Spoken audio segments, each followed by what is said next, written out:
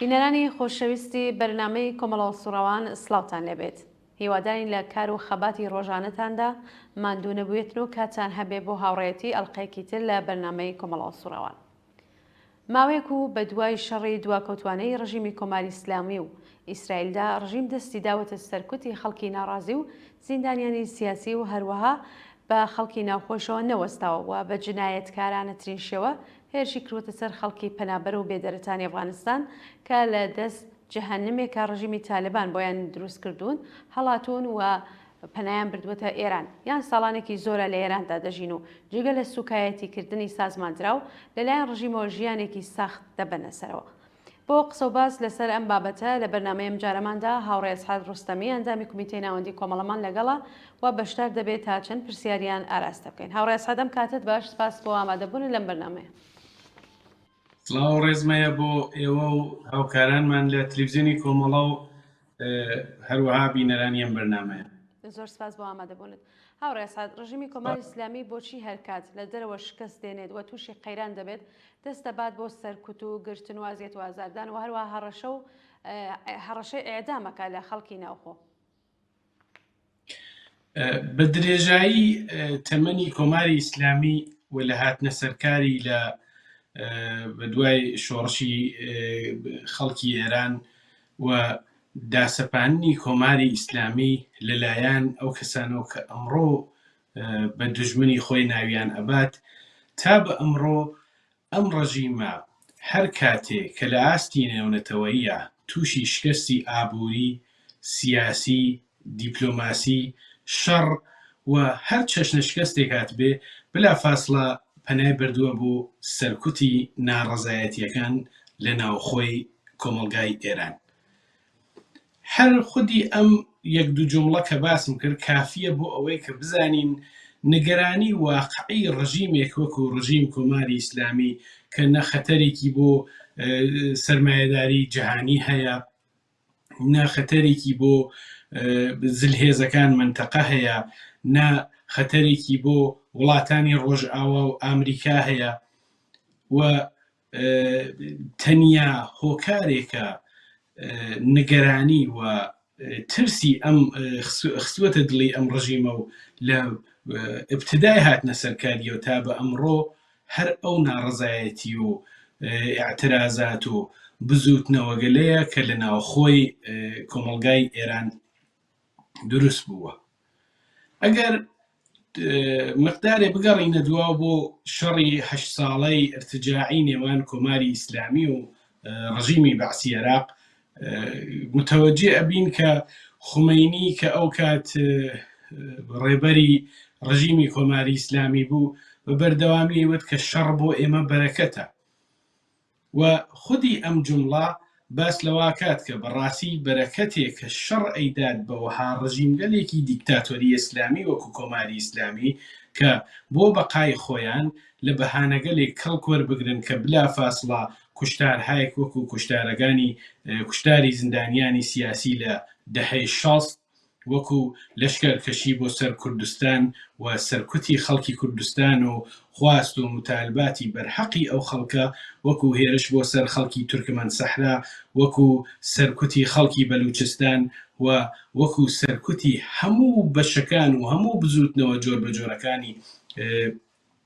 خەڵکی ئێران ئەوان بە بەرەکەت ێزانن بۆ خۆیان. ئێستاش لە کاتی ئێستادا بینین ڕژیمی کۆماری ئیسلامی دوای تەبلیغاتێکی 45 ساڵە منتەها لە شەڕێکی 12 ڕۆژە لەگەڵ ئیسرائیل و ئەمریکا تووشی وەها شکستگەلێک دێ، باڵاترین مەقاماتی نظامی و سیاسی خۆی لە دەست ئەدات و بە خراپترین شێوە تحقیر ئەکرێت لەلایەن ئەمانەوە. یعنی ئەگەر بڕۆین سەیری قسەکانی دۆناڵد ترامپ بکەین کە سەبارەت بە هێرشی موشەکی کۆماری ئیسلامی لە جواودانەوە بە بإصلاح موشک بارانکردنی ویزگە ئەتۆمیەکان خۆیان لە مقابڵ ئەمریکا ئەنجامیدا، ترامپ دەڵێ پەیوەندیان کرد زۆر محتەرەمانەوەتیان گەرەکمانە بین لە فڵان شوێن و دواتریش هات تەلەفۆنیان کردیان سعاتی یەک باشە وتم مشکڵێک نییە ئێمە چۆڵمان کرد و سپاسی ژیانەکە. یعنی ئەمە دەریەخا کە ڕژیمێک کە تا ئەم ئاستە تەحقیر کراوە، ڕژیمێک کە هەر بەو بەسیجیە و هەر بەو سپاهیە کە دوێنێ ڕۆژ بێسڵا پەرچەمی ئەمریکای لە زانکۆکانی ئێرانە لە شوێنە نظامیەکانی ئێرانە داناکربانی و بڕۆنە ڕێگاولەبانی و ڕێژە بڕۆن ڕۆژ ئەوی پاکە و گەرهین ئیسرائیلی هێشت ئیسە وردە وردە داواکاریەکانیش لێ بووە بەوە کە دەبێ درشمی مەرگبەر ئیسرائیل و مەرگبەر ئەمریکا بنیتە لاوە بە هیچ شێوەی حەقت نییە ئەو تەحقیرانەی کە بۆ دڵخۆشکردنی خۆت و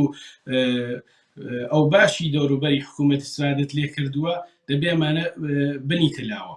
خۆ ڕژیمێک کە ئەم تەحقیرانە کراوە معلومە کە دێت لە ناوخۆ تۆڵە ئەسێنێتەوە. بڕین سەیری قسەی نەوحەخانەکانیان کەین کە ڕۆژێک خەڵکی کوردستان تاوانبارەکەن، ڕۆژێک خەڵکی ئەفغانستان تاوانبارەکەن، ڕۆژێک خەڵکی بەلوچستان تاوانبارەکەن و چاویان بەڕووی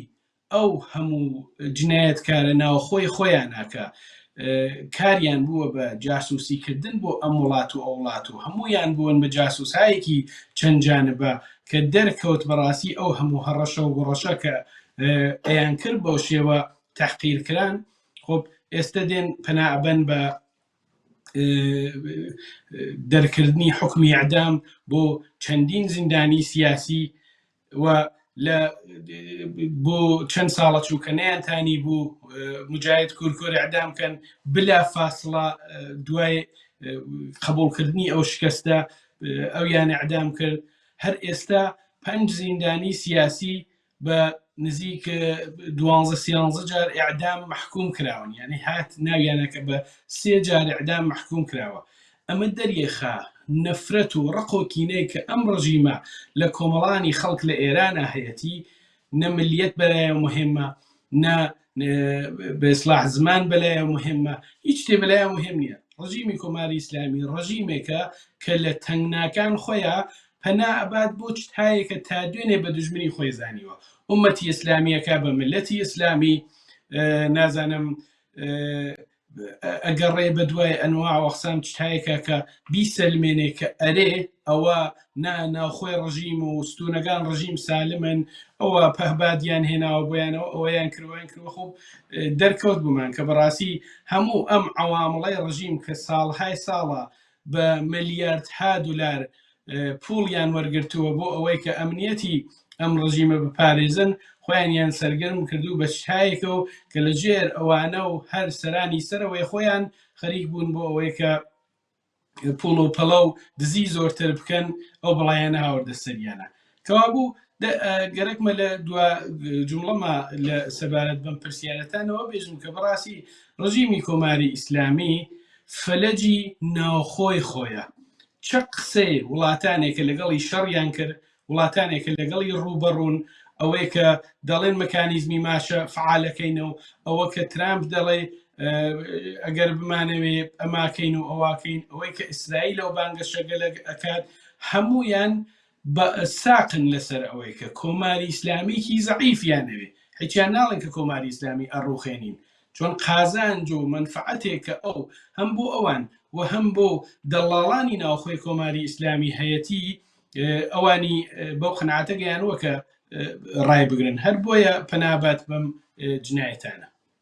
بەڵێ هاوڕێ ئەسعەد، هەروەکو خۆتان باستان کرد کۆماری ئیسلامی تووشی شکست بووە لەم شەڕەدا و هەموو کەسانیش کە چاودێری ئەم شەڕەیان کردووە و کارناسان باسیەوەیان کردووە کە ئەمان سەرکەوتوو نەبوون، بەڵام خۆیان وا نایەژن، خۆیان دەڵێن کە ئێمە سەرکەوتو بووین و ئەنواع و ئەشکاڵی شێر و ڕێوێتێنەوە کە بڵێن کە سەرکەوتو بووین ئەم شەڕە و ئەوەی کە وەکو ئابڕوچوونێک بووە بۆ کۆماری ئیسلامی جەمی بکەنەوە. پێتان وایە ئەم سەرکەوتن کە ئەوان باسیەکەن چه مانایەکی هەیە؟ ئەسەن سەرکەوتن لای ئەوان یانە چی؟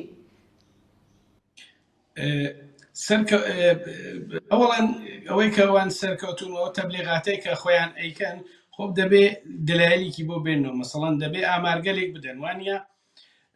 چە ڕادێک لە فەرماندەهانی نظامی سەرەوەیان کە جنایەتکارهایەک بوون کە دانە بەدانیان دەستیان بووە لە قەتڵعامی خەڵکی ئێران و جنبشکەل ڕزگاری خواز و جنبشکەل حەقخوازانەی خەڵکی بەشەکانی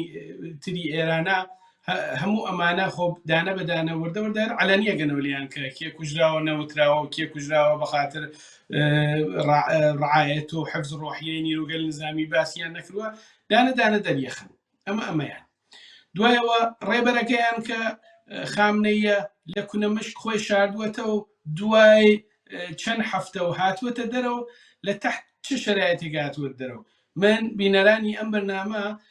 ڕجوع دەم بە دەرکەوتنی خامنەیی لە مەراسمی عەزاداری لە حسەینیەکە کە بۆ یەکەم جار یەک دوو شەو پێش دەریەخەن هەر لە سەر وەزعی و عەباکەیە و نازانم پرزی خۆیە و بیگرە هەتاکو ئەوەی کە چەند ڕەدیف مناڵیان چنیوە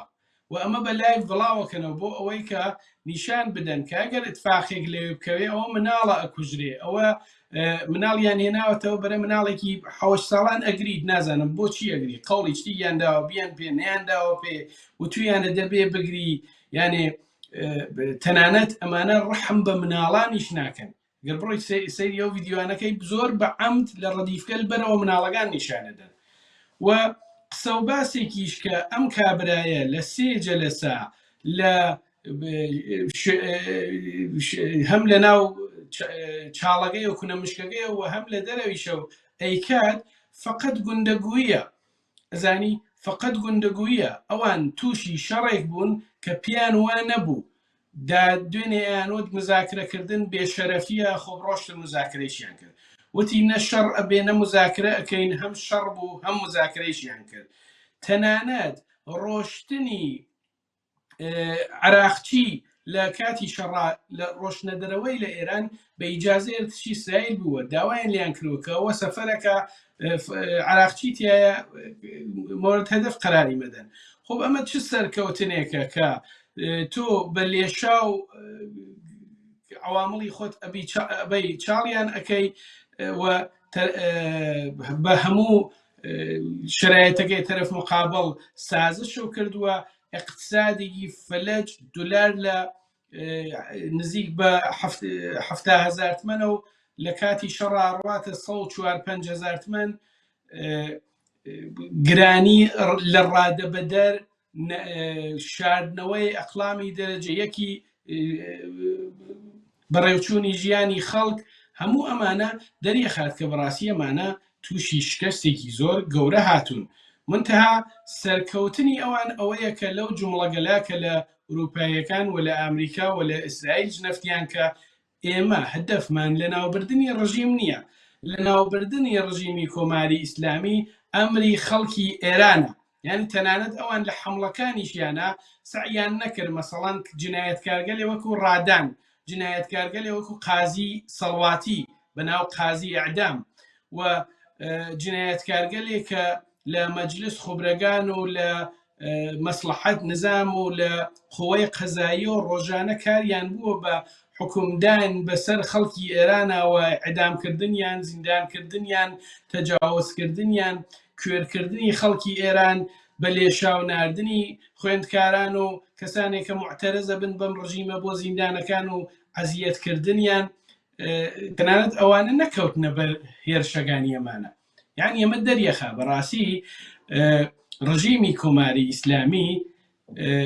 لە تەنیا شتێکا کە سەرکەوت بێ ئەو جومڵەی لەوان وەرگر کە ئێمە نامانێت تۆ بڕوخێنین بەڵکو ئەمانەیە تەغیراتت تیا دروست بکەین و تەنانەت خۆیشیان بلا فاصلەیانێ ئەمە چ سەرکەوتنێک خامنەی لە کونەمشکەکەی 3 دانە جێنشین بۆ خۆی داهانی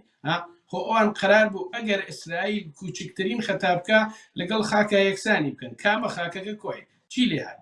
کەوابوو بۆ دڵخۆشکردنی ناوخۆیان تەنانەت خودی خامنەی پێشتر کە مەحفلی ئەگرد و بە ئیسلاح ئەیکرە ئەو باناقسەیە کرد بۆ تەرەفداران خۆی ئەم جارە تەرەفدارەکانی ژیان دابوو بە سەرەنا مەجموعەیەکیان هێنابوو تەنیا مەجموعەیەکیان هێنابوو کە پیان وابوو بە هیچ عنوانشایە تەمانە لە دایرەی ئەو جاسووسی و ئەو هاوکاریگەلە لەگەڵ ئیسرائیل و ئەمریکا و وڵاتانی تر نییە تعدادێکی کەمیان هێنابوو و استفادەکردن لە ئیحساساتی ملی خەڵکێک کە ئێرانیان ئەکرد داوایە کرد کە لە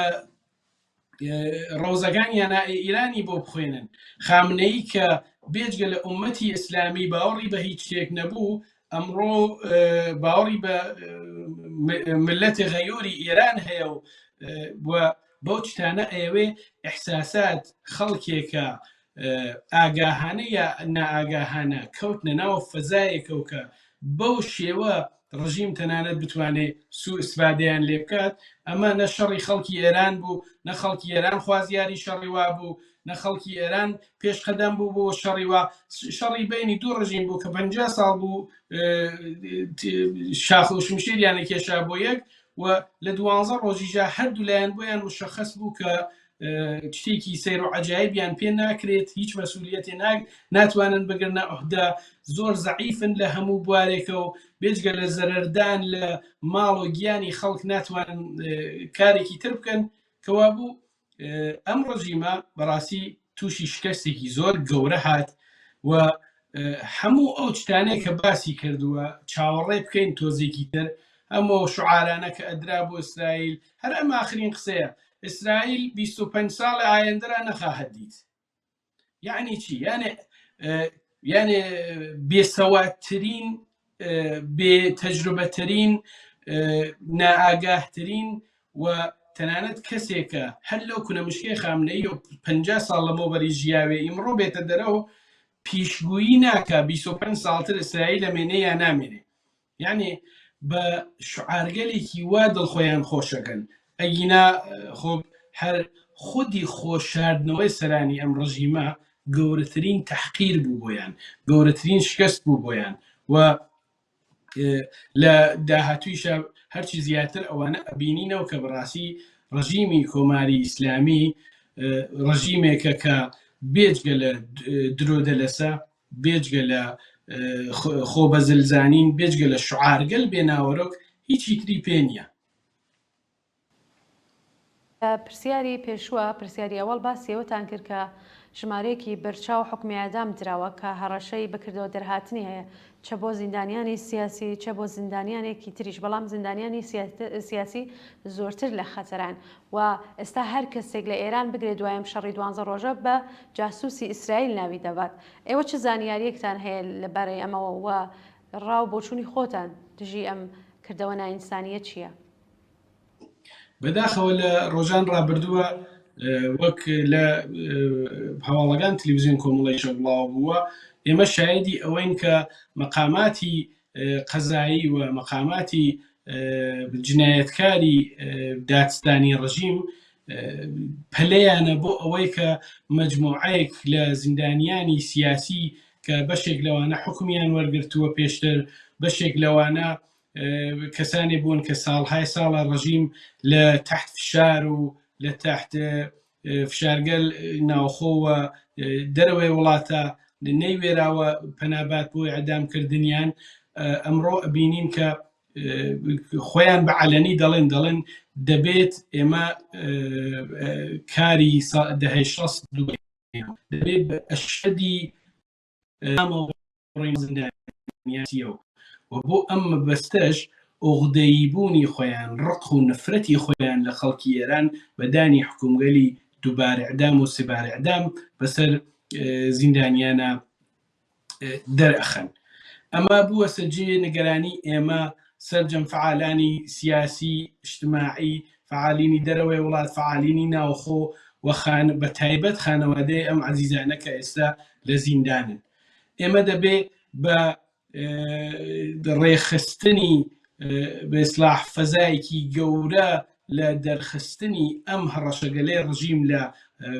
زیندانیانی سیاسی زیاتر مەحکومی بکەین، زیاتر جنایەتی ئەم ڕژیمە نیشان دنیا بدەین، زیاتر فشار بخەینە سەر ڕژیم و دام و دەستگاکانی ڕژیم. نابێت بە بەهانەی ئەوەی کە 12 ڕۆژ شەڕی بە ئیسلاح دۆڕانی کردووە ئێستا تۆڵەگەی لە خەڵکی ئێران سێنێتەوە، هەرکە نەوێرە قسەگا بڵێ تۆ پەکبات تێناوە، تۆ تەماس مەشکوکت بووە و تۆ هاوکاری لەگەڵ ئیسرائیل بووە و یعنی ناکرێت کۆمەڵی جاسووس کە خۆیان جاسووسی ناوخۆیانیان کردووە ئێستا بۆ پاساودانی کارەکانی خۆیان بڕۆنە سوراغ ڕۆڵەکانی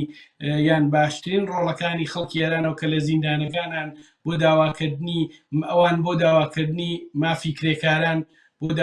داواکردنی مافی میلەتەکان، بۆ داواکردنی مافی ژنان، بۆ داواکردنی مافی مناڵان، بۆ داواکردنی هەموو ئەو مافە سەرەتاییانەی کە ئەمڕۆ لە بەشێکی بەرچاو یاتان بژم لە سەر تاسەری دنیا بە ڕسمیەت ناسراون، ئەوان بۆ ئەوانە لە زیندانن. بەخاتر ئێمە، بەخاتر ژیانێکی ئاسوودە بۆ مناڵەکانمان، بەخاتر داهاتوویەکی باشتر بۆ پیرەکانمان، بەخاتر ژیانێکی ئیمڕۆیی و باش بۆ گەورە ساڵەکان، بەخاتر شەرایەتکارێکی باشتر، بەخاتر نەبوونی فشار لەسەر ژنان، ئەوان بەم دەلایلە لە زیندانن. ئەمڕۆ فرامۆشکردنیان و بێدەنگبوونی ئێمە لە مقابڵ ئەم جنایەتانەی ڕژیمە بەڕاستی کاردانەوەی زۆر خراوی لێ ئەکەوێتەوە. خەڵک نابێ ئەم دەهەنکەجیە، نابێ ئەم فشارانە لە ڕژیم قبول بکەن. ڕژیم لە ناوخۆی تورکاوە هەموو ئەوانەی کە پەنجەیان تەکانەدا بۆ خەڵکی ئێران و وڵاتانی دەوروبەروەمانە پەنجەیان شکاوە و ئێستا بە کۆمەڵ کۆمەڵیان خەنەژێر خاکەوکە هینوایان هەیە بە ئەترافی خانەوادەگانی حتا پلەگۆشتی ژیان لێ پێیان نەکردووە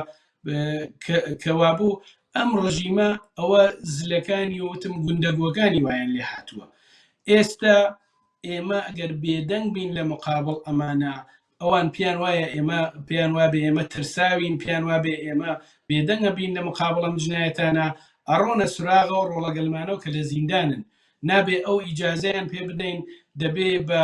هاوپشتی و هاوبەستگی لەگەڵ شارەکانی تری ئێران لە بەشەکانی تری ئێران هەمویان بەیەکە و پەیوەندیان بێت خەڵک و اعترازاتێکی لەو چەشنە بە ئەم حکومگەلە دەربخەن کە ڕژیم وادار بکەن کە پاشەکشە بکات. ئەگینا ئەوان هەمیشە تەنافیان هەیە بۆ هەر دەنگێکی ناڕازی و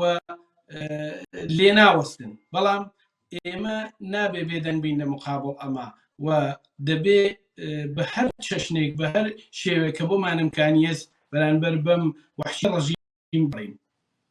بەڵێ هاوڕێ ئەسعەد، هەروەکو خۆتان دەزانن و بینەرانیش دەزانن، دوای ئەم شەڕە 12 ڕۆژەیە کۆماری ئیسلامی پرۆژەیەکی تازەی بەرامبەر بە خەڵکی پەنابەری ئەفغانستان دەست پێکرۆ کە زۆربەیان ساڵانێکی زۆرە لە ئێرانە دەژین و مەدرێکی مانەوەیان هەیە. دوای وەستانی شەڕەکە کەوتنە بەر هێرشی جنایەتکارانەی هێزەکانی ڕژیمی کۆماری ئیسلامی و ڕەوانەی زیندان دەکرێن یان سەر سنوورەکان دەکرێن. ئامانجی ڕژیم لەم کارە چیە؟ هەرچەند لە چەند ساڵی ڕابردووی هەرم کارێک کردووە، بەڵام ئێستا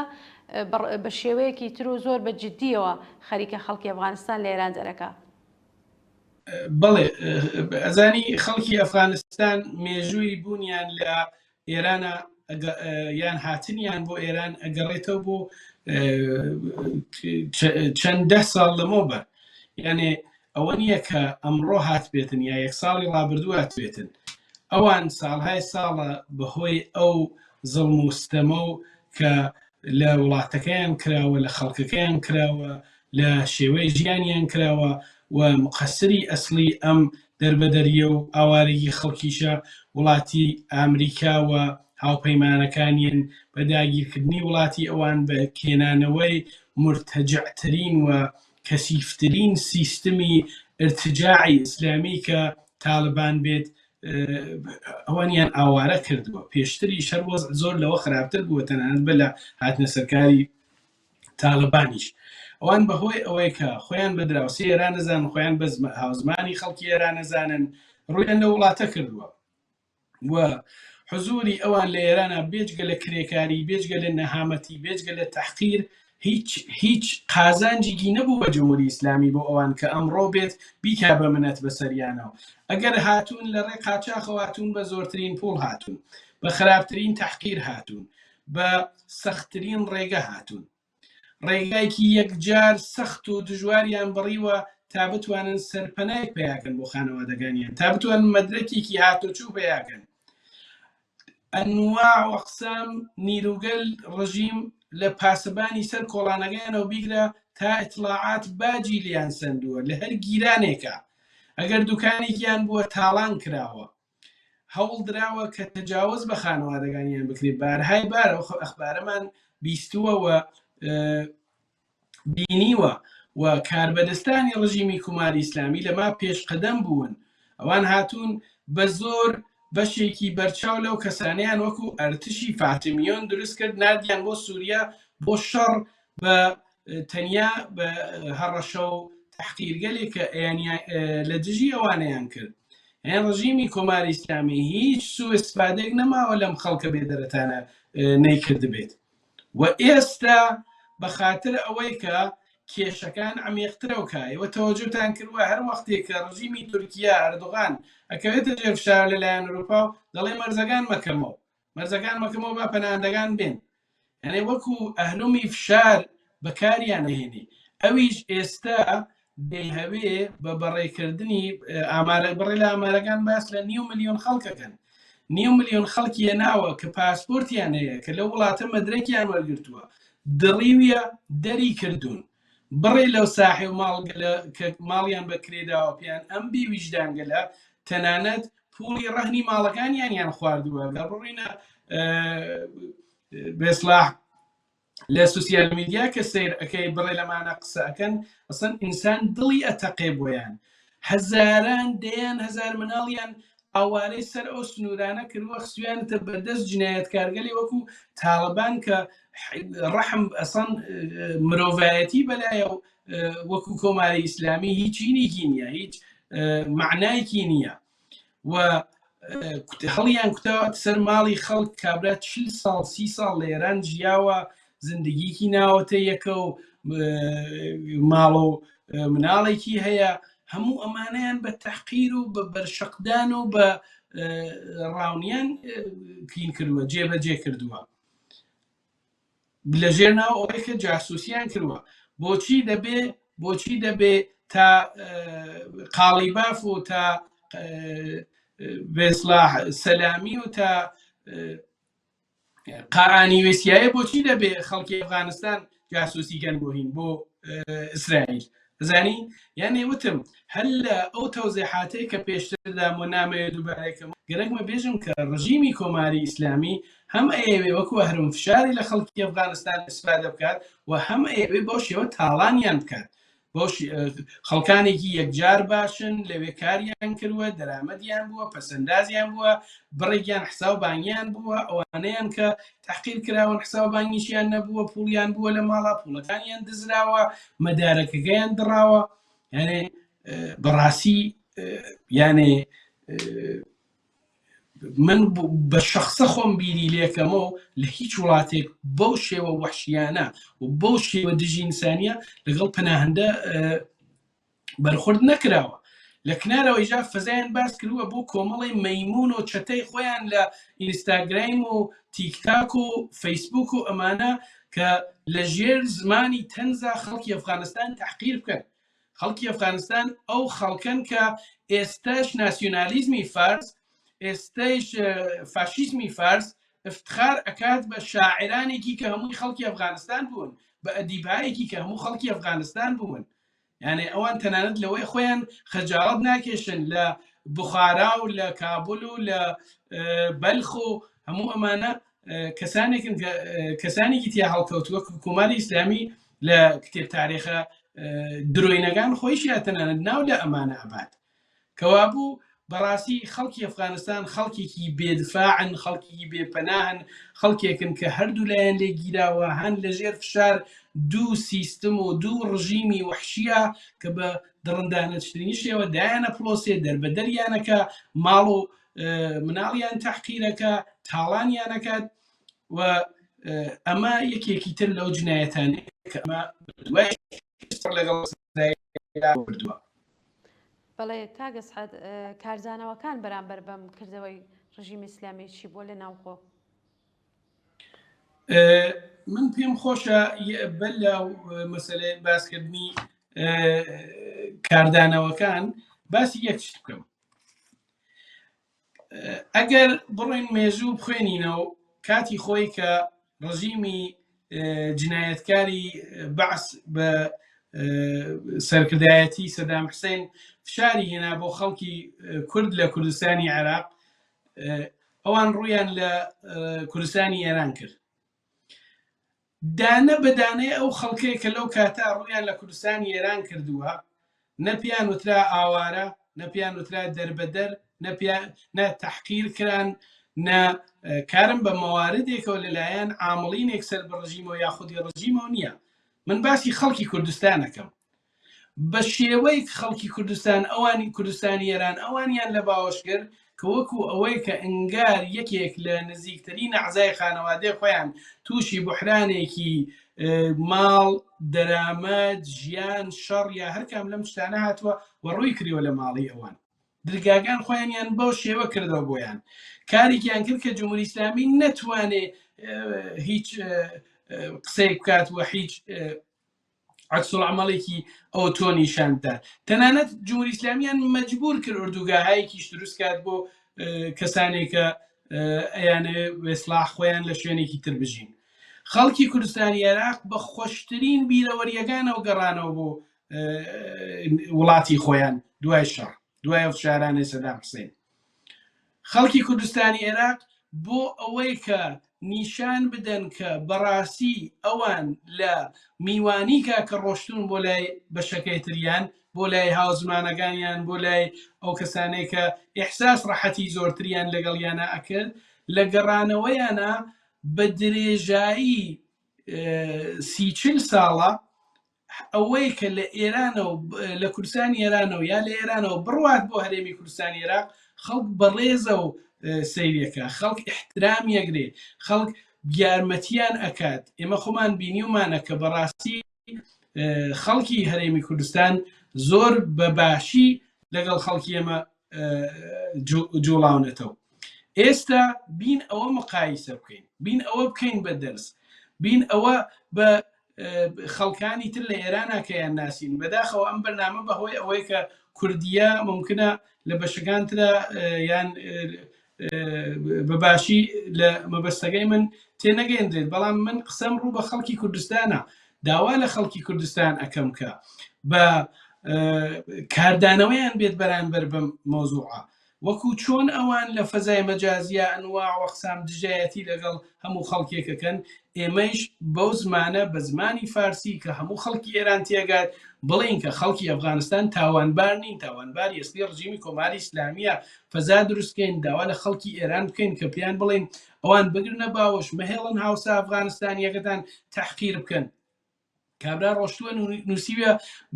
بە بڕیاری ئوستانداری نامحتەرەم نافرۆشین بە خەڵکی ئەفغانستان بە بڕیاری نازانم فڵانە جنایەتکاری ڕژیم مناڵی ئەفغانستانی بۆی نییە بێتە کلاس دەرس بخوێنێ. ئەمە جنایەتی ڕژیمی ئیسلامیە ئەم جنایەتی ڕژیمی کۆماری ئیسلامی لە مێژووە سەبت ئەبێ بەڵام کاردانەوەی خەڵکێک کە لە دەور ئەوانە و لە شاری ئەوانە لە ئوستانی ئەوانە خەڵکی ئەفغان ژیاون ئەوەیش سەبتە بێ ئەوان نابێ بێ دەنگ بن نابێ بهێڵن. من لەگەڵ پۆستێکم دانابوو کەسێک بۆ مینوسی و ئەوان گرانیان هێناوە ئاخر بۆچی خەڵکی ئەفغانستان گرانی هێناوە وەختی ئەو موشکی ملیاردی ئەنێرێ لە ئاسمانەوەی تەقنەوە ئەمە کێ گرانی هێناوە کێ گرانی هێناوە کرێکارێک ئەفغانستانی کە خەریکی قومەشکەنی و بەدبەختی و سەختترین کاری تاقەت پڕۆکێنە لە ئێرانە یا جنایەتکارێکی کۆماری ئیسلامی کە کاسبی تەحریمە کە معامڵە ئەکات لەم تەحریم گەلا کە لەژێر ناو تەحریمە ڕۆژ بە ڕۆژ سەرانی جمهوری ئیسلامی و ئاغازادەکانیان دەوڵەمەند ئەکاتەوە. آخر گرانی مناڵێکی ئەفغان کە ئیجازەی نییە بڕێتە مەدرسە هێناویە یا ئەوانەیە کە 40 ساڵە پوڵەکەنە ناو کونێکەوە کە قەرارە ئێنەرژی هەستەیی و حەق مسەلەم خۆیانی لێ دەربێرن بە موشکێک ئەیڕۆخنە سەریانە. معلومە کە عامڵی گرانی عامڵی جنایەت عامڵی فساد عامڵی قەتڵ عام و ئەوەی کە دەبێت یەک جملە ئەڵێم فقط ئەوەی کە دەبێت لە ئێران بڕواتە دەرەوە خەڵکی ئەفغانستان نین سەرانی کۆماری ئیسلامین ئەم جنایەتکارگەرنە کە ڕۆژێک لە نەقەدا شەڕ لە بین خەڵکی کورد و تورکا دروست ئەکەن و ئەیانەوەی بۆ شێوە بیان دەنەیەکە کە کاردانەوەی باشی ئەوان ڕژیمینەکە ڕۆژێکی ترتێن مشکڵی ئاو لە بین شاوەرزگە لە دووستانە دروست ئەکەن کە بەو شێوە بیان دەنەیەکە یعنی ڕژیم پێ وایە ئەم تاکتیک گەلیە کە تاکتیکی ئەفکارێکی گەنی وەکو خومینی و دەوروبەرەکانی بوو وەکو خومینی و مشاوەرەکانی بوو ئەمڕۆژ ئەخوات نابێ بهێڵین کە خەڵکی ئەفغانستان ببن بە قوربانی ئەم سیاستانە ڕژیم. کاردانەوەکان تا ئێستا لە دەرەوەی وڵات یەکجار زۆر باش بووە، تەنانەتەوە خەریکە کۆمیتەگەلێک بۆ دفاع لە خەڵکی ئەفغانستان تەشکیل ئەبێت، هەموو فعالینی سیاسی ئەحزابی سیاسی جددی وە جێگەی نفوز لە ئێران و کوردستانە ئتلاعیەگەلی داوە ئەم کردەوەگەلیانە محکوم کردووە لە ڕێگەلێکە و ارتباتاتێکە و دیپلۆماسی گەلێکەوە کە هەستیان ئەم جنایەتانەی ڕژیمیان دەرخستووە لە ناوخۆی وڵات. فعالینی مەدەنی فعالینی اجتماعی بەڕاستی زۆر دەستخۆشییان لێ ئەەکەم کە سەرڕای فشار لەسەر خۆیان بێدەنگ نەبوون لە مقابڵ ئەم جنایەتانەی ڕژیمە. بەڵام ڕووی قسەی من لە عمومەن خەڵکە داوا لە هەموو خەڵکەکەم بە تایبەت داوا لە هەموو خەڵکی کوردستانەکەم کە لە ارتباتاتی خۆیان ئەسفادە بکەن بۆ ئەو شێوە لە ئەفغان ستیزی کە کۆماری ئیسلامی خستوێتە ڕێ پوچەڵی بکەنە و ڕژیم وادارکەنەوەن بێنێتەوە سەر ماڵ و ژیانی خۆیان، واداری بکەن ئەو دزیگەلەی کە ئەوامڵی ڕژیم لە گیفانی مناڵی ئەفغان پوڵیان کێشاوەتە دەرەوە مەجبور بن بیدەنە و پێیان و بەم شێوە لە مقابڵیانە بێسنەوە. بەڵێ کاگە سەد من ویستم هەرە و پرسیارەتان لێ بکەم، خۆتان بە کورتی ئاماژەیەکتان پێکرد، پێتان وایە ئەو کاردانەوانە کە بەرامبەری ئەم ڕەفتارەی ڕژیم بەرامبەر بە ئەفغانستانیەکان کراوە چەندە دەتوانێت تەئسیری بێ و کاریگەری بێ؟ چون لە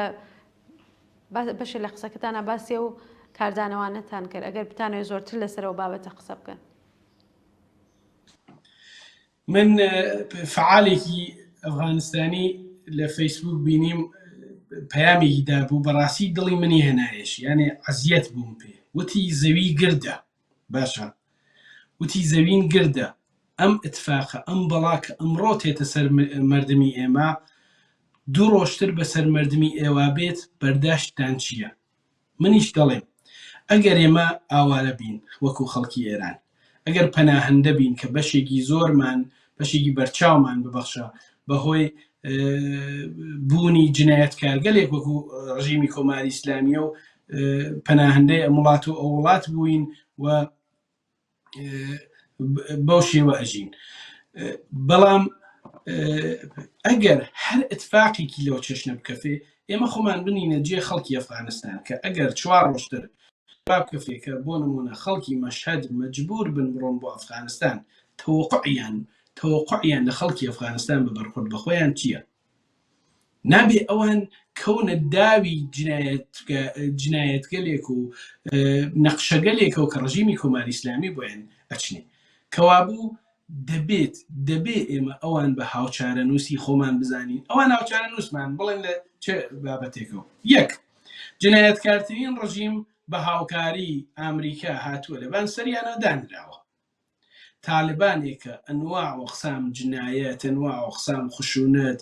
قەتڵ عام و هیچ شتێکی بۆ لەناوبردنی خەڵکی ئەفغانستان پێ خراپ نییە و ئەیکات ئەویان لێناوەدایانەوە. ئێمە جمهوری ئیسلامیمان هەیە، وحشیانەترین قەوانین تاالبان دایناوە، ئێمە جمهوری ئیسلامی پێشتر دایناوە بمان. جمهوری تاالبان بووە بە کۆپیکی بەرابەر بە ئەسڵی کۆماری ئیسلامی بەسەر خەڵکی ئەفغانستانەوە. کەوابوو ئێمە هاوچارە نووسین نەمانی کۆماری ئیسلامی، ڕوخانی کۆماری ئیسلامی قەڵتان پێدەم کە کاردانەوەی ڕاستەوخۆی ئەبێت لەسەر ڕوخانی ارتجاع لە منتەقە لە عێراق و سووریە و تورکیە و ئەفغانستان و دەوروبەرەوە بیگرە، تەئسیری ئەبێتەمانە. خەڵکی ئێران دەبێ بەجێ کەوتنەدا و ئەو تەبلیغاتی ڕژیم دەست ببەن بۆ پەیاکردنی دۆزینەوەی هاوچارە نووسەکانیان، خۆڕێکخستن تێکیانە، خۆ چارە نووسزانین تێکیانە و نەهایەتەن ئەو پشتگەرمیە بەوان بدەن کە ئێوە هەر وەختیان مشکڵێکتان بێ ئێمە هەین و ئەمە ئەو فەزا دروستەکە کەوتم وەختێ خەڵکی باشوور هاتن بۆ ڕۆژهەڵات چۆن لەگەڵیان بەرخورد کرا. ئەمڕۆ خەڵکی ڕۆژهەڵات باشوور بە وڵاتی خۆیان نەزانن، بە جێگەی خۆیان نەزانن کارم بە فشارهایەکەوە کە ڕژیمی بەسڵا حکوومەتی بەغا بە فشارگەل کۆماری ئیسلامی ئەیهێنێەوە ئەوێ کارگەلێک بکات و ئەوانە نییە. من باسی خەڵکەکەم. خەڵک بەڕاستی ئەوان بە مێژووی خۆیان سابتیان کردووە کە لە بواری مێمان نەوازیە و لە بواری هاوچارە نووسیە و لە بواری کاتی خۆی هەر ئەتفاقێکی باش لە هەرێمی کوردستانی عێراقا کەفت لە سنە و مەهاباد و بۆکان و سەقز و بانە و دیواندەرە و کامیاران و هەموو شارەکان خەڵک بە ساز و دەوڵەوە هاتنە دەرەوە خۆشییان نەکرد بۆ خۆشیەکان ئەوان زانی ناکرێت ئەو خەڵکەوانە فەرامۆش ناکەن کەوا بوو خەڵکی ئێرانیش بەرامبەر بە خەڵکی ئەفغانستان دەبێت ئەو احساس مەسئولیەتە بکەن. ئەگەر نەیکەن ئەکەونە دا و ئەو تەبلیغاتە و کەوتم هەم ڕژیم خۆی و هەم عوامڵی لە فەزای مەجازی و کێزی سایبەری خۆی لە دنیای مەجازی داناوە بۆ ئەوەی کە بەو شێوە تحقیقی خەڵکی ئەفغانستان بکەن. بەڵای کاگەسا زۆر سپاس بۆ ئامادەبوونەت. پرسیارەکانی من کۆتایی پێهات. ئەگەر خۆتان لە کۆتایی بەرنامەکە بابەتێک کەس کە پێتان وایە ئاماژەتان پێنەکرۆ بە کورتی فەرموون. من سپاسدان ئەگەم تەنیا شتێکە ئەمەوێ بیڵێم ئەوەیە کە تەنیا بە هاوپشتی ئێمە بە هاواهەنگی ئێمە بە هاوچارەزانینی خۆمانە کە ئەتوانین لە مقابڵ ئەم دەورە لە فشارەکان ڕژیمیشا بێسینە و ئەتوانین پێشڕەفت و گەشە بین بە خەبات و مبارزەی خۆمان ئەتوانین مانع دروستکەین لە بەرانبەر نەخشەگەلێکا کە ڕژیم بۆ زیندانیانی سیاسی هەیەتی ئەتوانین لە پەنای خانەوادەکان ئەوان نابین. دیارە ئەم وەزیفە ئەسلیەکانی ئەکەفێتە سەر کۆمەڵانی خەڵک لە ناوخۆی وڵات.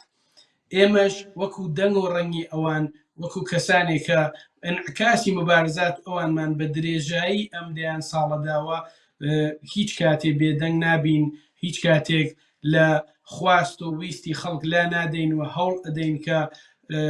لە هەر ڕێگێکە بۆمان ئەکرێت ڕژیم و عوامڵی ئەم ڕژیمە خەینە ژێر فشار لە ئاستە نێونەتەوەیەکانە، لە ڕێخستنی تەزاوراتەکانمانە، لە بڵاوکردنەوەی ئەخباری و ڕاست و واقعیە کە ئەوان بۆمان ئەنێرن. لە هەموو ئەمانە ئێمە شەڵی خۆمان ئەدەین و مبارزەی خۆمانمان کردووەوە ئەشیکەین و ئەیبینە بەرەو. ئەم بەحسانە زۆرتر بۆ خەڵکی ناوخۆوە وەڵسوڕاوانی ئێمەیە. دەبێ بەرانبەر بەم جنایەتانەی ڕژیم وەک چۆن تایسە بێدەنگ نەبووین بگەڕین ئەبزار و ڕێگەی مناسبی خۆی پەیا بکەین و نەهێڵین کە لە جوبرانی شکست و ئوغدە و خەفەتەکانی خامنەیی و سەرانی ئەم ڕژیمە بە ئیعدامی باشترین و شۆڕشگێرترین ڕۆڵەکانی خەڵکی ئێران جوبران بکرێتەوە. سپاسدان ئەگەم. بەڵێ زۆر سپاس بۆیەوە. جارێکی تر سپاس بۆ هاوڕێ ئەسعاد ڕۆستەمی ئەندامی کۆمیتەی ناوەندی کۆمەڵە کە لە بەرنامەی کۆمەڵە وەڵسوڕاواندا بەشدار بوو. بینەرانی عەزیز زۆر سپاس بۆ ئێوەش کە تا کۆتایی بینەر و بیسەری ئەم بەرنامەیە بوون. وارووا سپاسی هاوڕێ هاوکارم هیواکەم کە ئەم بەرنامەیە بۆ ئێمە زەبت کرد. سپاس بۆ ئێوە، ماڵەوە.